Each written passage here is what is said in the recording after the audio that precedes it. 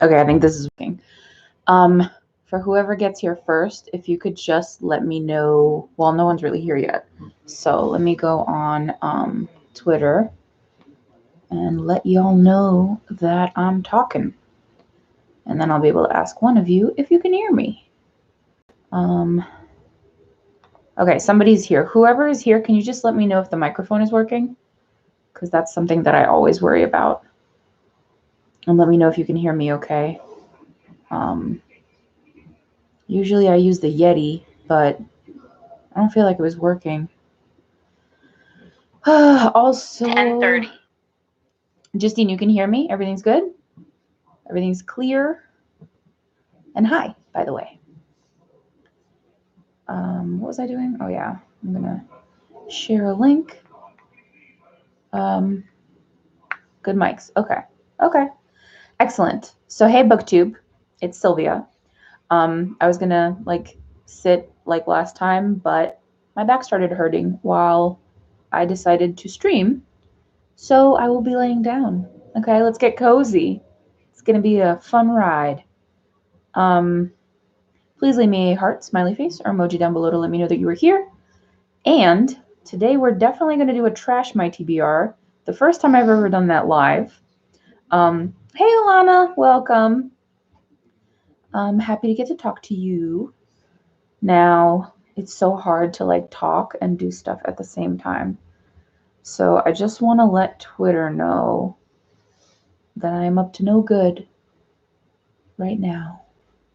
Okay, share Twitter.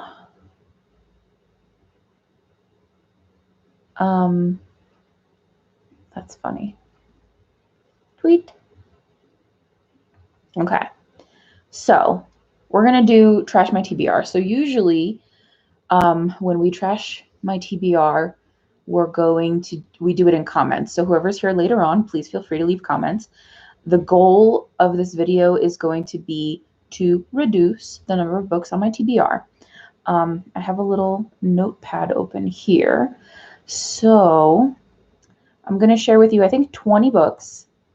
And I would like you to tell me if there's inadequate representation, if the author is ignorant in some way, if there are gratuitous depictions of abuse, if the writing is awful, the storytelling is awful, there's a boring plot, unbearable pacing. Those are all the things that I want to know about the books I'm going to ask you about.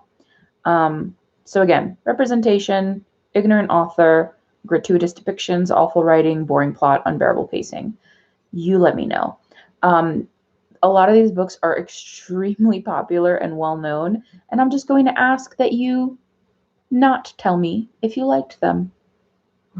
I'm going to ask you that. So today, we're just going to shit on the books. We're not going to say anything nice, and then I'll be back another day and we can say nice things.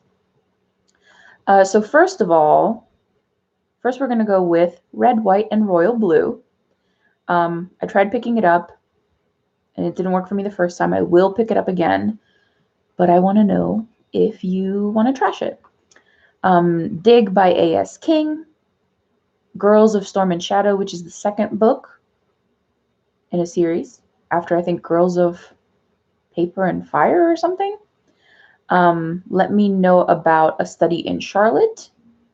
My Lovely Wife. Clean. Who's Clean written by? Shoot, I should have been more prepared. I'll get back to you on the author of Clean. Forbidden, I think, is Tabitha Suzuma. Dress Codes for Small Towns. Watch Us Rise. Lock Every Door. Bunny, which I'll also have to tell you the author of. Maybe I should just pull up Goodreads so that as we get into the trashing, we know which book I'm talking about specifically. That would be great. So as I pull up Goodreads, if any of you in the chat have anything to say about any of these books, let me know as well.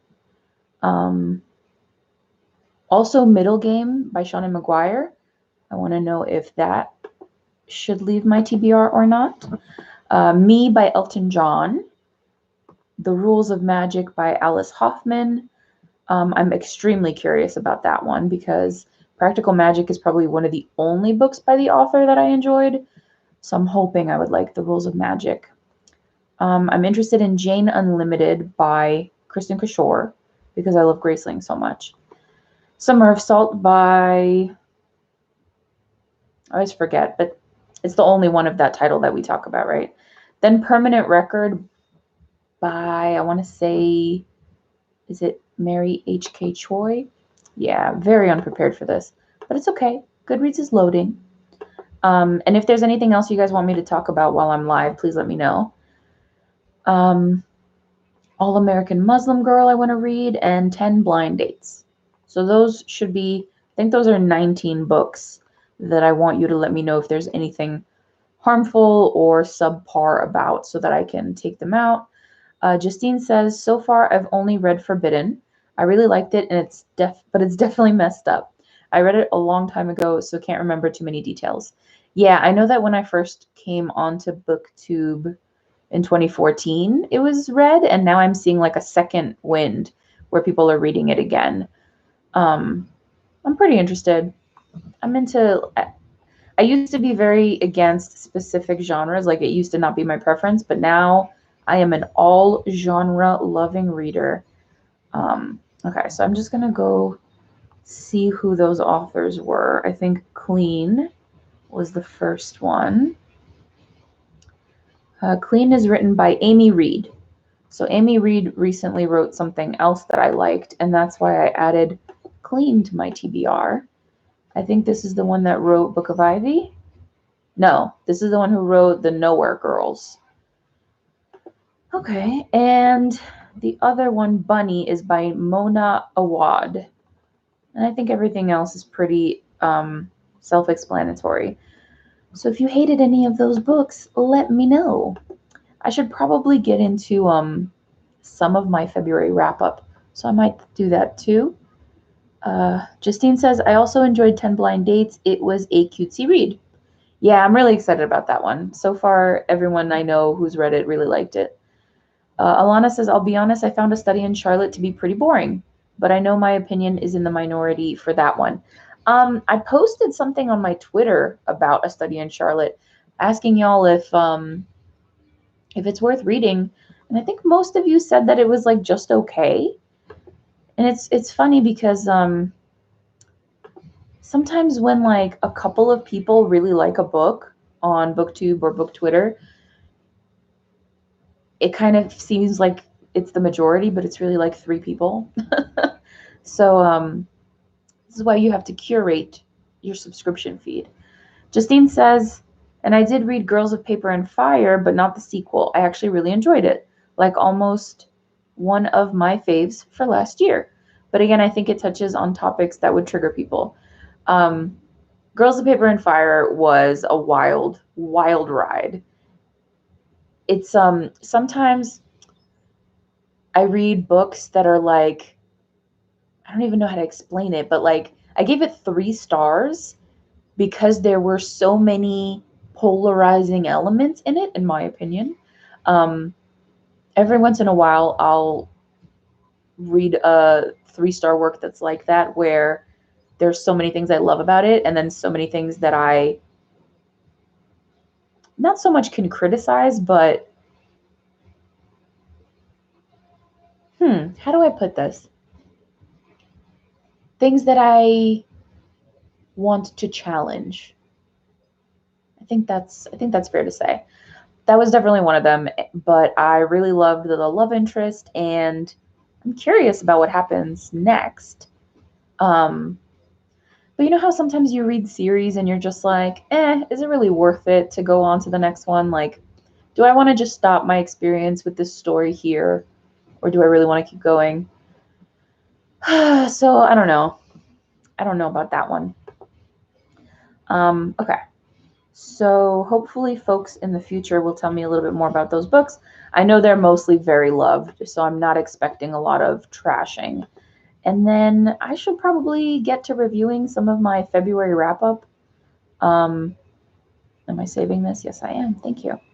And in the meantime, if you guys have any questions for me or anything else you want me to talk about, book-related or otherwise, let me know. Justine says, totally, that's how I've been with a lot that I have read lately, or you just don't care or forget, so it doesn't matter. Yeah, series are rough.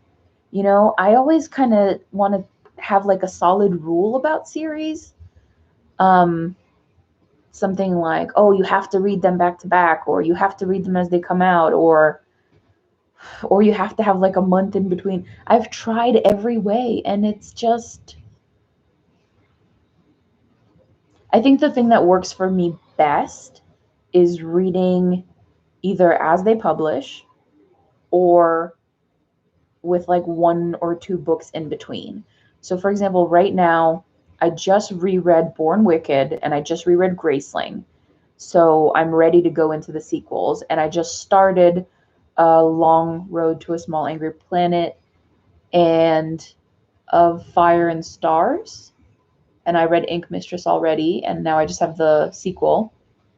I feel like there's another series. No, is it just those 3? 4?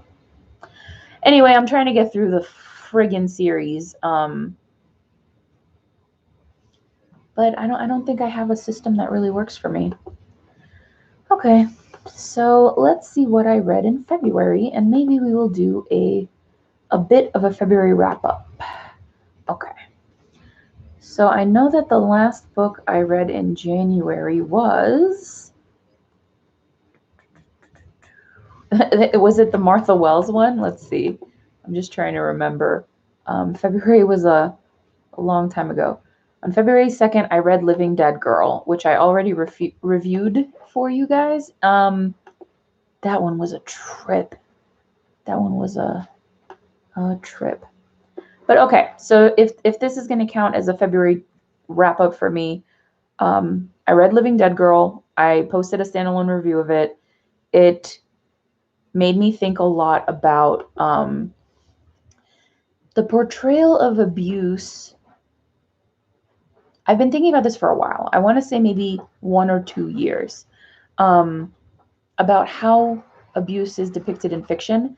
I actually have this like almost thesis length notepad document of a video that I want to film about specifically about that topic, depictions of abuse in fiction. So Living Dead Girl was like part of that for me. I guess it was kind of a project. I wasn't really thinking of it as a project, but I guess it kind of unofficially was one. So Living Dead Girl was a wild ride. Ooh. Oh, sweetheart. By the way, it's my kitten's first birthday, and they're both in the room with me, and one of them's singing. So I don't really have anything to add to my review. My review is pretty solid. So the next book I read in February, I tried to read Who Put This Song On, and I couldn't get into it. This is written by Morgan Parker. I DNF'd it because it wasn't pulling me in, but also I really did not like the depiction of the therapist. They were really horrible. I don't remember why I thought that. It looks like I have a couple of highlights about it. But I always try to remember how therapists are depicted in fiction. Let's see.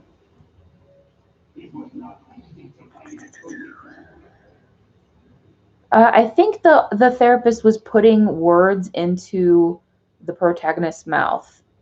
And I think she like interrupted the protagonist at some point. So yeah, we're not here for that. Next I tried to read Odes to Lithium, but I think this was a poetry collection. Yeah, it did not work for me. I almost immediately put it back down. So it's supposed to be about bipolar disorder. It's like a poetry memoir. I think there's according to Goodreads there are queer elements, or I guess I'm assuming the author is queer. But I couldn't get into it. It didn't work for me. I am very new to poetry, and there's only sometimes it's very hit or miss. Alana says, okay, I tried reading Who Put This Song On last month, and I had to put it down because I wasn't connecting with the writing, and I found the storytelling different. Can't think of a word to describe it. I'm completely with you on that. I don't know if it was juvenile or unrelatable. It's been so long. I mean, it's been like a whole bananas years since we tried to read that, but I'm trying to remember. I feel like was the protagonist, I feel like the conflicts in it were not something to really explore. I don't know. Um, but it didn't pull me in. So you and I are on the same page about that. It did not have that I need to read this thing about it. I already posted a standalone review of Tears of a Tiger. That one was also a wild ride. The wildest thing about Tears of a Tiger by Sharon, what's her middle initial? Sharon M. Draper, was that it reads very much like a piece of literature you would want kids to discuss in school, either middle grade or like young high school. But the way it ends is not something that I feel like teenagers would benefit from. I feel almost like it does this twist, and adults would benefit more from that conversation. So it definitely made me think a lot. And there are a lot of wonderful elements about it. But I have a whole standalone review for that, so I'm not going to bore you with my thoughts. I also DNF'd Island of Blue Dolphins. I've always been very curious about that one. Um, it was, is it fair to say it was strange? I feel like strange would almost be a compliment. So it was just not something I was interested in at the time. Let's say that. Then I did a whole standalone review of The Good Daughter. The Good Daughter. I remember that whole experience, but after that, I did end up going forward with Karen Slaughter's work and getting into Pretty Girls. Oh, I cannot wait to talk to you about Pretty Girls. Oh man, that's a ride and a half. Um, I tried to read Lindy West's The Witches Are Coming. The thing about like feminist essay collections is sometimes they get exact, like every single essay gets you and you feel validated or you're learning from it, right? Like that's on the good side. But then sometimes it's like, I've been here before, I've had these thoughts before, I've been through this. So when I was reading this one, as opposed to Shrill, which felt very validating, and I saw a different experience than my own in what is it, The Witches Are Coming, I just kind of felt like it's all stuff that I've already read. It was like stuff I've already read Twitter threads of or conversations I've already had, and not in a way that it felt validating, but in a way that it felt kind of like let's go on.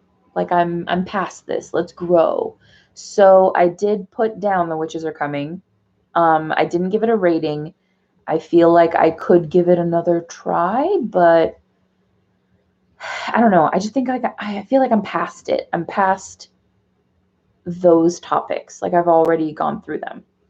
Okay, so now I'm really excited to talk about this next book. And I know I've been saying like every book I read this year was a ride, but that is so true. February, I read the wildest things. So I read The Little Girl on the Ice Floe. I read this because one of my friends, Ellie, Earl Grey Reads or Earl Grey Books, um, Ellie really liked this and recommended it. And what it is a like memoir in prose, sometimes poems. Um, and it's basically about the author was raped, and it goes through her life and how much that event impacted her. Um, oh man, I hope I wrote something down. No, I didn't. Of course not. I'm going to have to remember everything. I gave it 5 stars. So, from what I remember, it was the kind of work that you had to skim because the author was very wordy. So you don't really miss anything through skimming. And I hate to say that about such a like powerful memoir. Um, but she was definitely she likes words. I think this is a translated work, if I'm not mistaken. Um, and the way that her trauma is discussed and described, I felt like it was meaningful. I felt like there was nuance. The author achieved some things. I think there was a whole thing about like a criminal case from like the 72 people that this man harmed. And I did feel like it was a worthwhile tale that was informative of the survivor experience. I think I did have a couple of qualms with it about basically how the assault, it was so horrendously damaging. You know, we get all these survivor stories all the time about how, you know, it happened and we survive it, right? In this story, the survival and the assault are just like interlaced. And while the author is surviving, they're also, every single part of the author's life still goes back to that assault. So it's pretty powerful. I feel like it's worth reading if you're exploring that topic. I do think that it explains things in a way that like not every single book about rape survival discusses things. I remember reading it and I would go from like I would flip flop between how I felt about it, but at the very end I was blown away, and I had to respect what the author did. Um, and the way the author was able to share their experience. So I know it's like pretty hard to talk about this work because it's so intense and it's so personal and it's so important. But I don't know. Hopefully, I made you want to read it because it was something else. But definitely like enter at your own risk and all that. Whew. Then I reread Born Wicked. And I was worried because the first time I read it was a while back, 2017. I gave it 4 stars and I really loved it. And I go through this weird thing where if a year has gone by, I don't feel comfortable recommending a book anymore. And I've been back and forth about that. I think I talked to a few of you about it on Twitter. And it's kind of like this feeling of like, I don't trust last year's me, or I just feel like I'm a better reviewer now. More of a critical thinker. Like every single day, I'm getting smarter, right? Like that's the goal. So I try not to recommend books that I read a while ago, but I've decided to reread a couple of books that I enjoyed in the past 6 years that I've been on BookTube. Happy 6 years to me, by the way. And I decided to reread Born Wicked, and I think I liked it even more the second time. I could see exactly what I enjoyed about it. Yeah, I did. I gave it 5 stars this year, whereas the first time I only gave it 4 stars. And I'm trying to remember. It's very heavy-handed, so I was wondering if I would still enjoy that, but I do. I love me some like really hardcore feminist themes, like just like I don't want to use violent terminology, so like just present it to you very obviously, right there in your face. Um, I'm really upset that the sequels aren't on audio because that is the only thing that's preventing me from moving forward with them. Whew, okay, so that was Born Wicked, and I will read the sequels, and I really need to do that ASAP because it's already been like a month and a half since I reread this, and I don't want to forget it because that was the whole friggin' point of rereading it. If you're curious about Born Wicked, I would recommend it for the intense feminist themes. Um, the female characters are interesting. The sisterhood relationships are interesting. It's about witches. It's historical. And it's fun AF. And it has a weird plot progression formatting. So it does feel like a unique work, even though supernatural things aren't unique, witches aren't unique, historical witches aren't unique, but the author makes it work. So then I tried to read Sharon M. Draper's sequel to Tears of a Tiger, which is Forged by Fire, which was hardcore tragedy porn. And I should have known. I really should have known because Tears of a Tiger was about suicide in some ways. There was a couple of things it was about. Definitely racism, um, young adolescent drinking, things like that. But suicide was the biggest part of it. And Forged by Fire is about child abuse. And again, unofficially, I guess I've been doing like literature exploration of the topic of child abuse and how it's depicted in fiction. I really want to film that video, folks. Like, if you are at all interested, like, please push me to film it, because I literally have notes. It could be like my most professional video if I really put my mind to it. But I tried to read Forged by Fire. The depictions of child abuse are so gratuitous. Um, it reads like tragedy porn. And the thing about reviewing a book about child abuse, the thing about reviewing any books, right?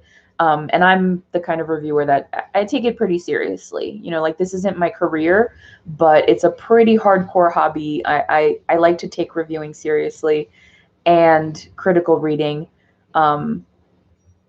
So to say that something is gratuitous, you have to analyze child abuse from, like, this is an experience that happens, right? And we want to know about what happens in this world. We want to expose ourselves to different experiences, but there has to be nuance, because if you are depicting child abuse for shock value or for entertainment, or, again, I'm going to use this term a lot, tragedy porn, where it's the feeling it evokes in the reader is borderline pornographic, that's a problem. Or I don't know if I want to say it's a problem, but it's something I want to challenge. Like, as readers, I think we need to challenge that part of a work.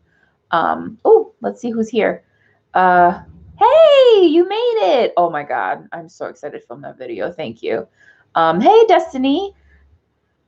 Yeah. Oh my God. Okay. Thank you. I really want to. I don't know if I should just do this live and just like read through the notes, because I feel like then I'll give you like the unedited hardcore version. But if I do film that video,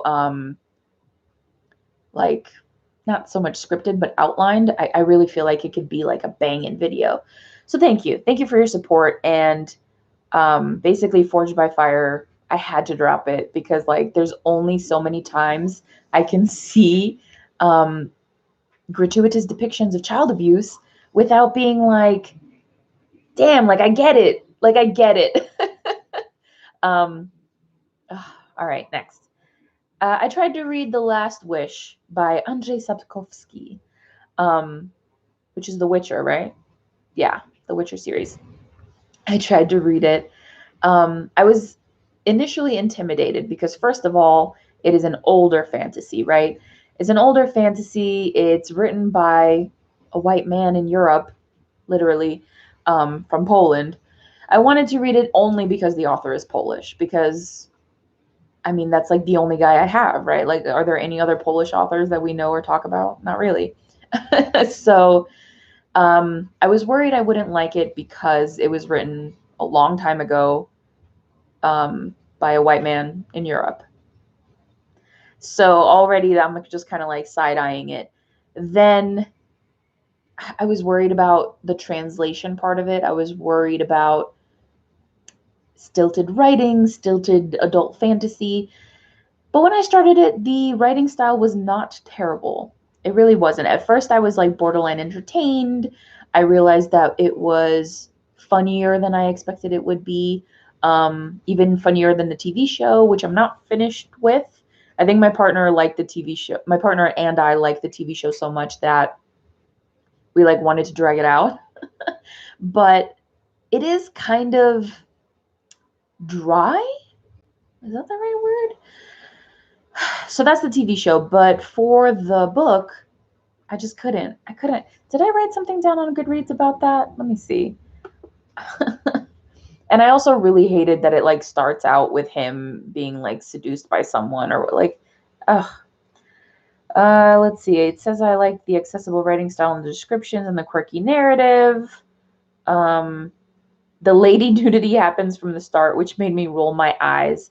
I'll give it another try next year. Okay, so I feel like it's the writing and the storytelling. There's just I just feel like it's a little dry. I don't know if that's a good word to use. It's just, there's not a lot of flavor in there. I need a little spice. But I will try it again. Then I finally read Beneath the Sugar Sky after maybe like, I think it was my third time trying to get into it.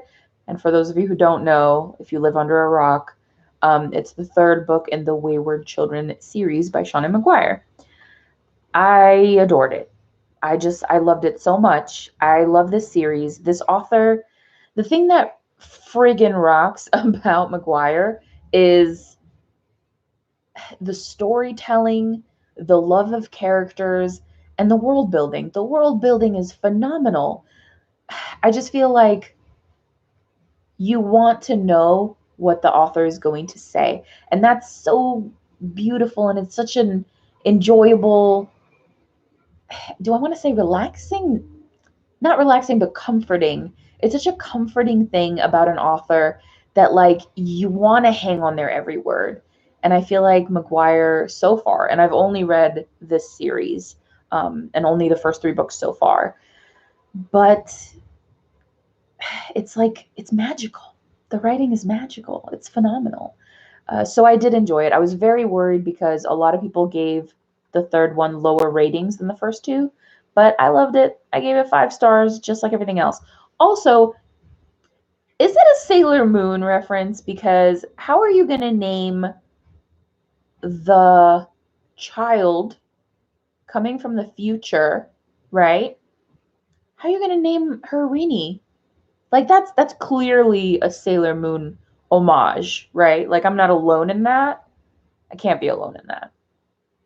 Melissa says, The Last Wish is easily my least favorite Witcher book. It is nothing fantastic. I'm glad to hear that because it was whack. I'm sorry, but that's how I feel. But that's good to know. I will give it another try. Okay, then I read Little Peach. Oh shit, did I review this? I feel like I have a review of this. Wait, no, I definitely didn't review it. Damn. So Little Peach was recommended in, I want to say, Amberino Face. Also, Amber, when you watch this video, which hopefully you will, I always call you Amber in O Face. And, you know, sometimes it takes me a while to realize it's Amberino Face, which is cute. Amber recommended Little Peach in like the shortest books that are like amazing, underrated short books recommendations video. And it is about sex trafficking. And that feels weird to say, but it was about sex trafficking children. And it was, oh dang. Okay, let's think about how I'm going to put this. I think I did give it 5 stars. So let me look that up, if not 4. The key to whether this work was going to like get my seal of approval or not was going to be the ending. And because the ending was handled well, I did give it 5 stars. So let me think about why. The portrayal of, would I call it grooming? We get the background. We have the protagonist who is going to be trafficked. We have the background of how she gets to New York. We get the depiction of how she's basically like picked up. And then we get what it looks like and feels like to be in, I'm going to call it like a grooming situation, because I guess it is. Basically, children who are sexually trafficked, it's so easy, especially coming out of a broken home. Um, oh man, I don't want to bore you with like work stuff, but I'm sure this is interesting to some people, or I don't know, maybe a lot of people. Um, but children are looking for something. So these like groomers, right? These pimps, they will create a safe space, like we're family. We're going to take care of each other. All this stuff. Little Peach handles that extremely well. Um, it's a great work, and the ending ties it all up in a super believable way, which makes it more lean on reality a little bit more than fiction. So even though this is obviously just one fictionalized portrayal, I just felt like it was done. The nuance was there. There were, for such a short work, I just feel like the author made me proud. I feel that makes me like feel a little arrogant, but like I just, I feel like I have the final say on these things, and I was proud. Alana says, whenever I recognize any semblance of Sailor Moon in a book, I automatically think that it was inspired by the show.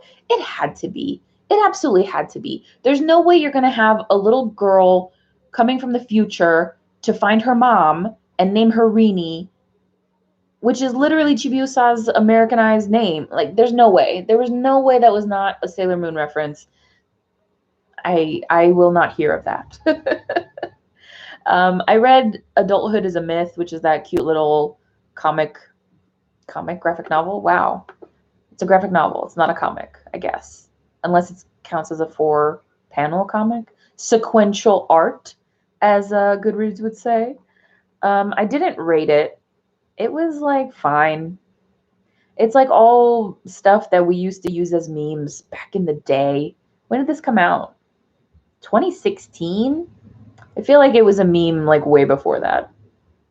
And then it was published in 2016. So, I mean, it's whatever. It's one of those books that you just kind of like use to fluff up your reading, um, plus a little bit more. Like it's worthwhile, but how much can you talk about it? Like it's just somebody talking shit. That's all it is. It's a shit talking book. You would think I liked it more. Okay, the next work, let me just make sure that this is still February. I have no idea when February ends. Oh yeah, I read this one February 16th. Okay. So I read Heidi's Guide to 4-Letter Words. I cannot believe. Hold on one second. Destiny says, I want to watch Sailor Moon. I have vague memories of watching it as a kid, but I want to get the references. I strongly recommend that, and I think it's available in the dubbed version and the sub version on Hulu. I grew up with Sailor Moon. I watched Sailor Moon when I was growing up in Poland, so I got to see like the unedited real stuff before I came to America, and I had to see all the edited stuff with the cousins, and with the last season never airing, which is ridiculous. Sailor Moon is a trip. It is a trip. I feel like I need to do something Sailor Moon related on my channel. Some sort of watch along or something, because it's been such a huge part of my life, and it's something else, it's worth it. Alana says, I watched the edited Americanized version. My friend, I know, and it's not your fault. It's not your fault. It's all you had access to. So that's okay. But there are Sailor Senshi in the last season that are aliens, essentially, and are men, and then they transform, and they're women. And America couldn't handle that. I mean, I can't even imagine how, when was it airing? Like, I was a kid. There's no way that was going to make it to TV. But I think they made a whole, that season exists with dubbing now, which is cool. Oh damn, I'm gonna watch it. Oh, I'm gonna watch Sailor Moon now. If we want to make some sort of group, like a DM group chat or whatever, where we watch Sailor Moon episodes, like there has to be something, because I can't just give up like a childhood hobby or interest or fandom, I guess.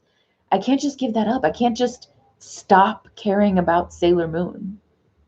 Like it's too late now. Like I'm in it. Um, let's see. Alana says, I found the last season online when I was in middle school. Yeah, thank goodness. And Alana says, I need to do a rewatch soon. Yeah, I was in the middle of one. The first season is the hardest to get through, but once you get to the second season, oof, it's just like it just gets better and better.